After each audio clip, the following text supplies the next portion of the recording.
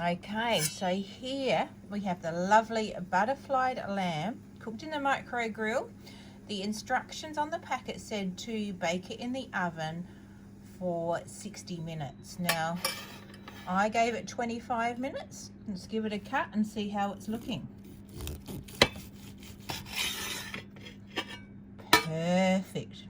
Beautiful, rare lamb. Just the way that roast lamb should be.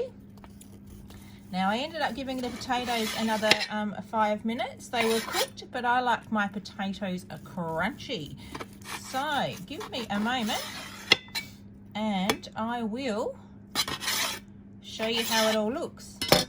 Okay, I just want to show you that while this is very hot, and you can probably hear it sizzling, you can still pick it up with hands. Now, let's have a look at those potatoes. Whoa! Beautiful roast potatoes to go with my beautiful lamb.